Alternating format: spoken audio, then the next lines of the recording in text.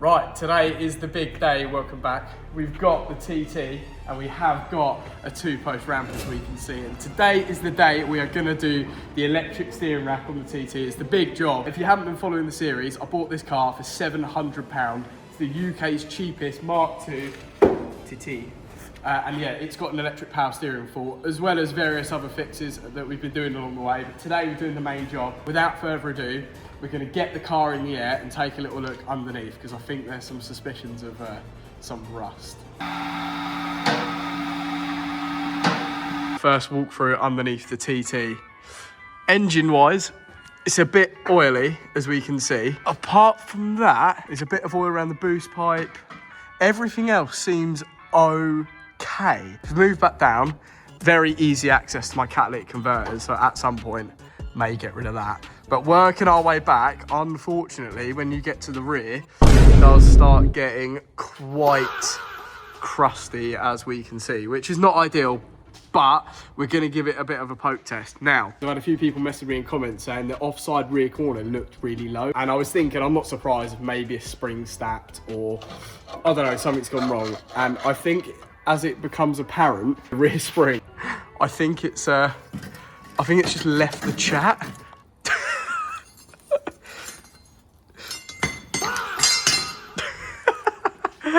So rear spring's left the chat, but we're just basically going to check that all this rust hasn't got any holes and that it's fairly structurally safe.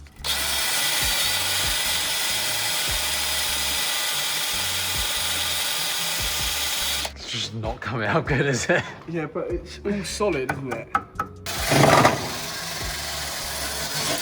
You'd have to use a rust remover to get on that. Rusty. I think it's all solid though. So we've established that it's all solid. I've just poked everything. There's no holes, which is good. So I think it just needs a lot of due care and attention, this car, mate, because I think if any other mechanic saw this car, they'd give it 6 points and a fine, so it's quite bad. Do excuse the blurry camera, but at this point, my good friend Jack and Charlie both arrived at the same time to give us a hand, taking the wheels off, and Jack is also plugging his computer in to try and see if we can extract the original coding from the original rack in case we need to apply it to the new one.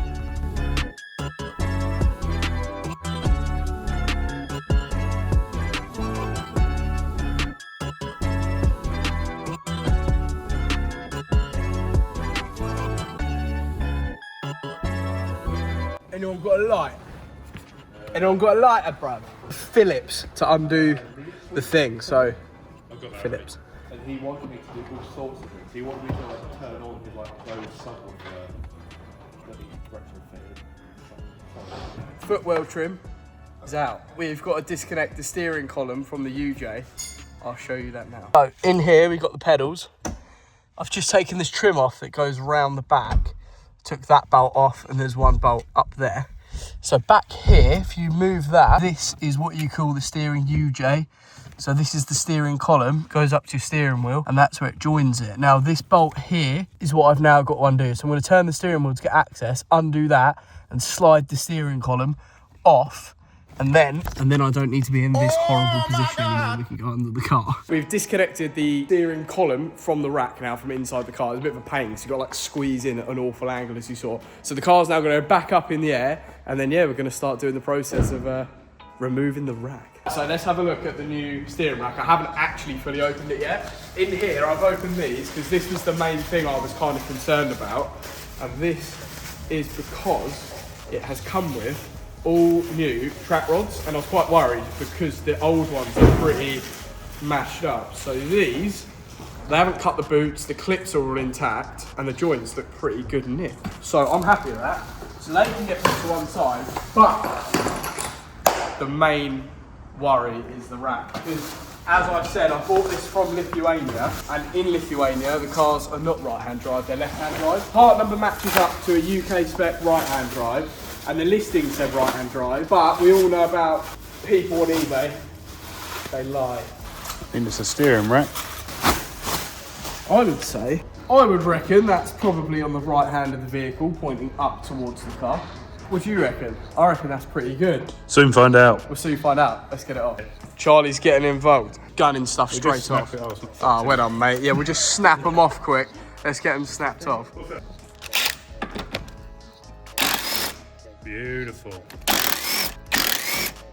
Done. Rather than Oh. that's been changed. That ain't a 15 no more. This side ain't a 15 anymore. No, these 17? It's had a ball joint then, isn't it? Straight in with the gun on the rusty bolts.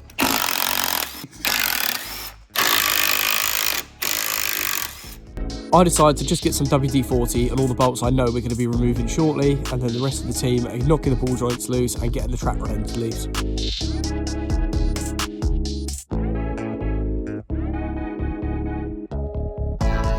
One is loose and out, trap rod in. This one though is not playing ball, so we get that in there. So Chaz is getting active. Oh, there she goes. That's a bit, we'll just gun it back up and Yeah. never change it again. right, they're out. Ball joints are out. Next thing is probably drop links. Yeah, these are going to be a pain. If you know old drop links, you worked on a car before, normally you can't get them off and they're seized on. We're going to try our best to gun it off, or you've got to cut them. I don't want to cut them because I haven't got spare ones, so I think we're just going to try go out with a gun. I've always had a good track record with just gunning drop links off, so let's give that a go. As suspected, they didn't come loose, so we had Jack with the mould grips and Charlie with the gun, and luckily, with pinching it up like that, they managed to work their way loose.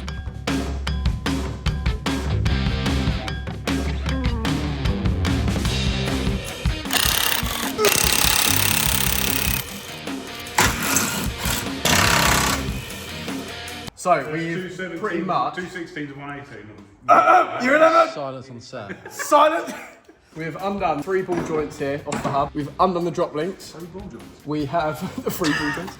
Undone the drop links, we've undone the dog bone. We're taking the exhaust hanger off because that bolts to the subframe. There's nothing at all holding the subframe to the car apart from the 4 main subframe bolts. So we're going to work our way from the edges. They've got one here, one here, one here, one there. So we're going to start working it down. What you want to do...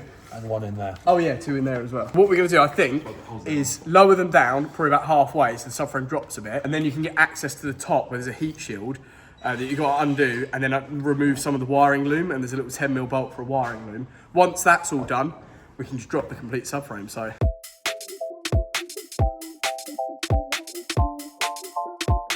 So we've got all these bolts are now dropped a little bit. So we're going to start lowering this down. Then we're not going to drop it all the way. Like I said, you've got to lower it a bit to get access to the wiring loom on the top. So let's start lowering it and see what happens. Yeah, she's going. Yeah, she's going. Oh, yeah. Quick. Get that there. Getting in on the CV boot. Is it ruined? There's just no clip. There's no clip on it. Same as mine. Yeah, same as mine. Right, you're 11. Right, there is Where's the thingy? some bolts on here, look. We need. There is some bugs. I'm not sure you need to take that off. Yeah, I was told you did. You got to unplug Really that. horrible actor. It doesn't plug in the rack, does it?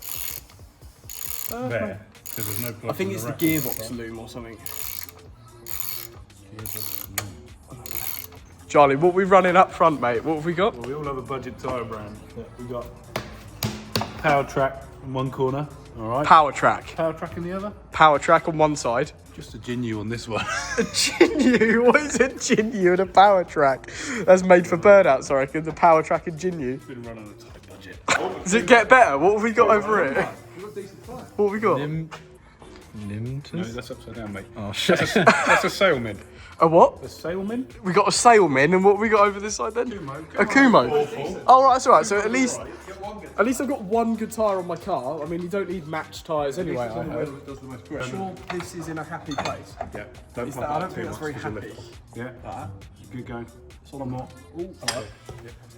Right, subframe's coming off. We're taking the bolts. These are Out. different for each one, so make sure you know. Okay, right, hang on. Let's. Stab them in a bit I'm of gonna put cardboard. them Lay in. them out on the floor as they come off. Cardboard. Chaz, where's that one? Is that an out one here? Yeah. I'll do the other inner.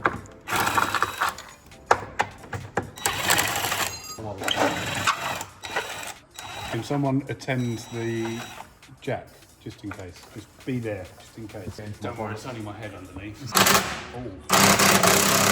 Gently and then We need a Do you want man the pry bar? attending these. I think. This is all catching on it. Yeah, I know. Front. Yep. It's gonna fucking ping boing. It's gonna snap. It's gonna kill someone.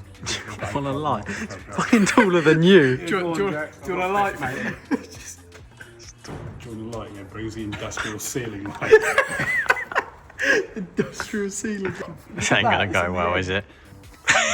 Shall we? Do you want me to do? Do you want to do something about that? Like, look at that. It's on the edge. Yeah, we got 4 big men right, to hold it. We're gonna get this. You're just gonna have us holding it. I wasn't even gonna get this. Hold his mask. I can't wait for the in brackets of the title. Gone to hospital. Oh yeah. Right. What are you achieving by doing? Yeah, you're just pulling it down. You're not actually moving anything on top of it.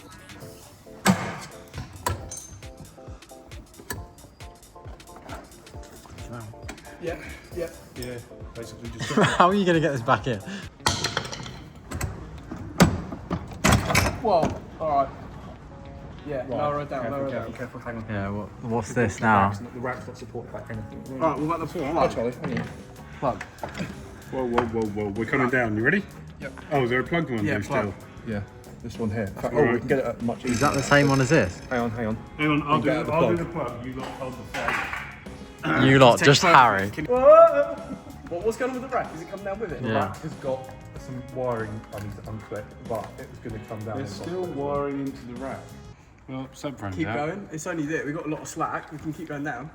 Why don't Yeah. we keep going down? Yeah. To be fair, we got. Yeah, let's say we've got plenty of slack. There she goes. Look Oh, at yeah. this. Mark II TT steering rack. It's my baby. Don't do that. How are we just ignoring the fact that the subframe is balancing? It's not that heavy though, is it? No, it's actually not. Oh, That felt good. Give me something. Yeah, I guess so. yeah. Going somewhere. Yeah. I got it. Yes! Right. Give me that. I want it. Go and hold it. I want it. It's off balance. I hold it. Right. Careful. Right, go. Yeah, they look identical, really. Where's the part number? Here. I think the 8J. Yeah. No. Is it? Identical. See, this one's got the track rods. Got to put the track rods on this one and then chuck it back in the car. But yeah, this is 1 TT. Gutless right now. Subframe on the floor. So this part number is 8 Juliet 2 423015D, which was the very first part number they made. And then this one is 8 Juliet 2 43051E, which is a super session. So these are both good part numbers. So it should be a better one. So it should be a better one because it's a newer model. So we're going to build it up now with new track rods. Should be. Build it up now with new track rods. Get the track rod ends roughly the same as the one that's come off. And all back together. Yeah, boy. Too big. Whoa. High risk. Right, so we've got to clear these. So we have to tip it back. So what I did first of all was I put the Service manager jack in. Service manager. Audi Master Set England. Oh, that's ballsy. What now? Plug it in already. So before we start putting it back in the car, while it's down, we need to get the wiring loom all connected back in. So we plug it in and reattach it to the subframe in its secure clipping locations.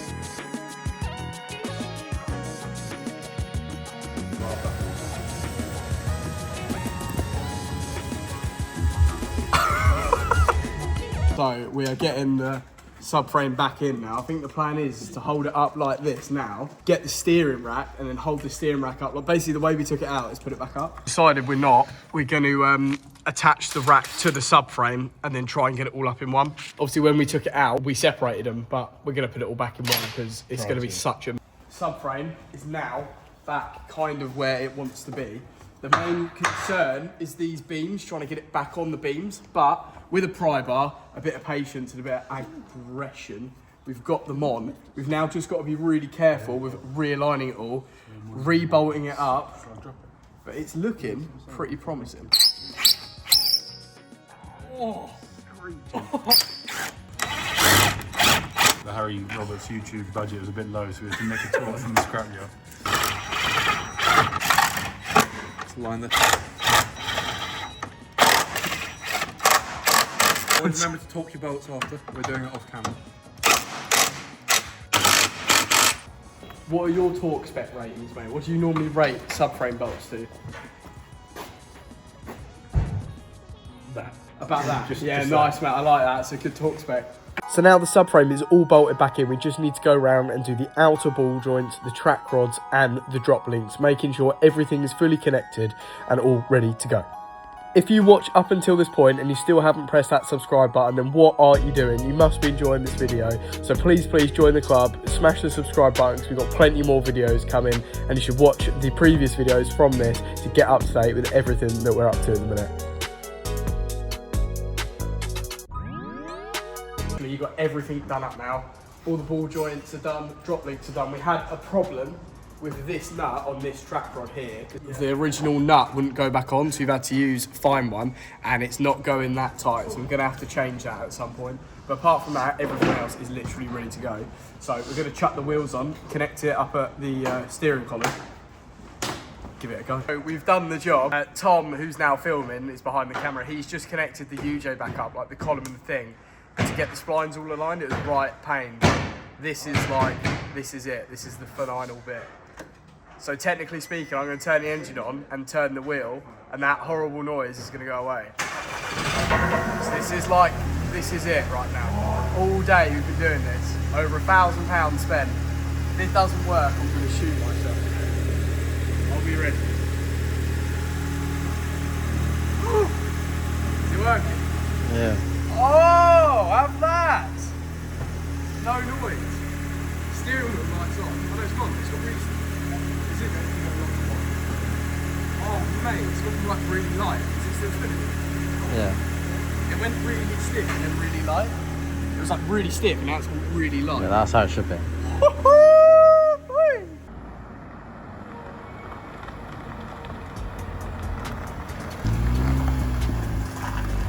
Alright, so do you like my new motor? Yes, very nice.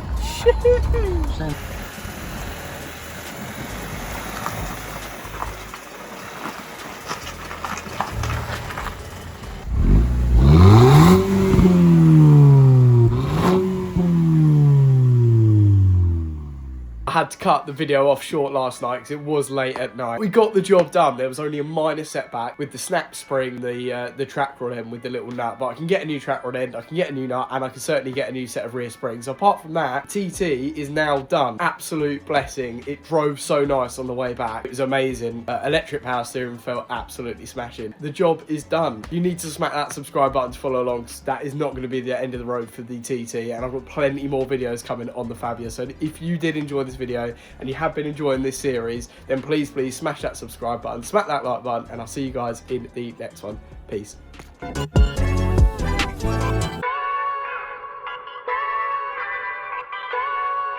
That's